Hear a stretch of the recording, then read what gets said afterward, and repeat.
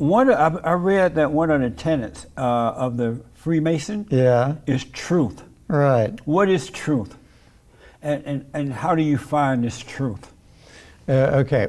May I paraphrase some scripture for you? Yes. Okay. Yeah. In John, the Gospel according to John, there's a part where Jesus is talking to Pilate, and they have this debate about who Jesus is. Right. And Jesus talks about why he came into the world. And Pilate asks him the question, what is truth? And what was Jesus' answer when Pilate asked that question? I have no idea at this point. Well, Jesus didn't have an answer. What did he say? He didn't say anything. He just looked at him? Well, John's Gospel doesn't really say how he looked, but John's Gospel doesn't record a response. Oh, I see. Truth is for each of us to determine for himself. Amazing. Truth. How do you find that truth? I just made the point, Jesse. You find it for yourself. Oh, so if I went and joined a Mason, and at one of the class they say, our tenet is true, I cannot raise my hand and ask, well, how do you find this truth? Oh, and would they tell me you got to find it for yourself? Well, number one, Jesse, we don't really have classes where we ask questions like that. Oh, okay. Right. Do you guys have meetings? We do. And like everybody just get together? Do you discuss or just fellowship together? There's ritual involved. It's like liturgy in the church. There's certain things that we do to open lodge. We confer degrees, and there's a ritual ceremony that we use to do that. Okay. Right. I went to your website, and I saw these men in these blue aprons. Okay. What are the aprons for? The aprons are a symbol. Of what? Of purity. A white apron's a symbol of purity. And it harkens back to the operative stonemasons guild. The stonemasons, to protect themselves, their clothing, and themselves from being hurt by flying chips from chiseling away at stones. Right. They would wear a lambskin that would be a dry hide that would still have the legs on it. And they would take, the front legs, and they would tie it over their shoulders, and then they would let the thing drop, and then they would use the hind legs to sort of tie it in front of them. So that's sort of like a chamois you'd use to dry your car with. Right. Okay. The aprons that we wear today are, a symbol of that. That's why there's a flap on the front. That would be like the head of the sheep. And it had a little design on it. Oh, there can be all different kinds of designs. Oh, okay. Depends on what station you have in the lodge, or I see. what particular group that you belong to that's wearing the apron will have a different design. How old do you have to be to join the Mason? Now 18. It used to be 21 when I Why joined. did they make it younger? Other places besides America had a younger age, so we adopted that. And what is brotherly love? Spirit of affection that you feel for another brother. And the goal is that something you feel for a brother because you trust him, right, that eventually you can feel that same feeling for somebody who's not a Mason. That's amazing. And I wanted to ask, I've heard this, I don't know if it's true, have all the U.S. presidents been Freemasons? They have not been. So that's not true. That is not true at all. George Washington was. Yeah, I was going to ask you about him. Right. Why do people think that all of the U.S. presidents have been Freemasons? I don't know, Jesse, why they think that. That's just a rumor, huh? Bad rumor. And you mentioned that George Washington was a Freemason. Correct. Why did he become one? A lot of the men of the Enlightenment were Freemasons. Dr. Margaret Jacob, who's a distinguished professor of history at UCLA, theorizes that the Masonic lodges were actually the prototype for democratic institutions, that the way we understand we're to interact in a democracy was really developed in Masonic Lodge in the context of Europe where democracy did not exist, and that the fellowship, the association that the Masons had was where they learned the skills that they later took outside the lodge to develop democratic institutions.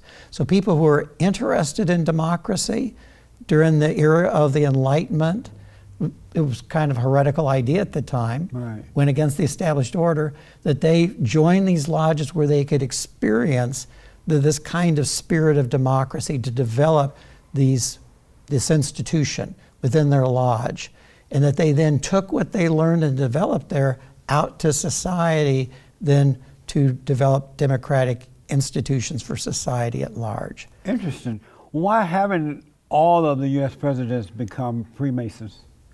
Well, I suppose everyone makes their individual choice. They know about it, and they know they could if they wanted to, right?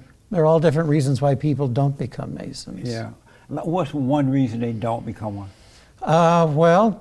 There was a divide among men in Massachusetts during the time of the emergence of America in the late 1700s, who were not Masons.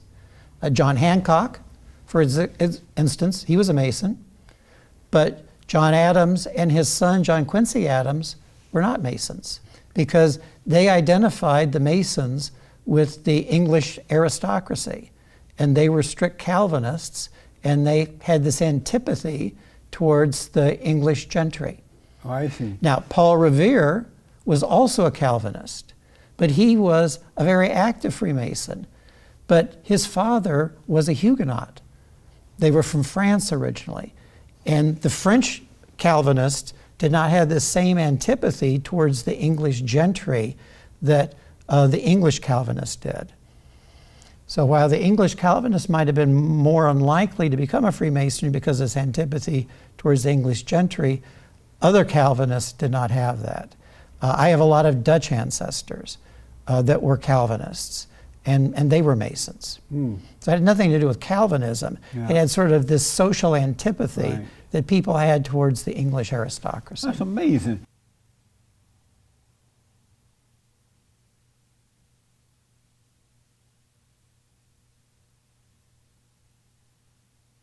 And has Masonry changed since the founding fathers? Since the time of the founding fathers? Everything, Jesse, in life is cyclical.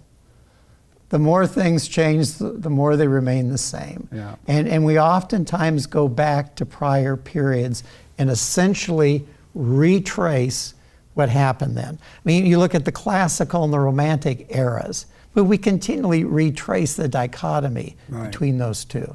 Masonry today is probably more like Masonry was during the 1790s when Mozart and Voltaire and other continental leaders were of the Enlightenment. We see that more in lodges today. Certainly Freemasonry is much more spiritual, philosophical than it was during the 1950s. So you mentioned a lot about, or you talk about a lot about the Enlightenment time, era. Yes. Will that ever come back? Enlightenment ever come back? Oh, I think there are those who think it's back now. Why would they think it's back? Because the Enlightenment is about reason. But we don't have any people reason on Earth anymore. Well, I think there are those, Jesse, who disagree with you. Really? Well, I don't know about in the Mason. I'm just not finding this out. Why do people that belong to the Mason tell me that it's a secret? They can't tell me what it is. And you're telling me everything. I haven't. You haven't told me everything? Well, I haven't told you what our modes of recognition are. What are they? That's the way a Mason makes himself known to another Mason. And show me. Well, I couldn't because I promised not to. Well, I won't tell. Well, but your viewers might. Yeah, close your eyes. Well, I So- couldn't tell you anyway because you're not a Mason. Will you tell me? You'd have to become a Mason, Jesse. Well, will you tell me after the show's No. over, and then No. we'll go in private? You can No, tell me. no.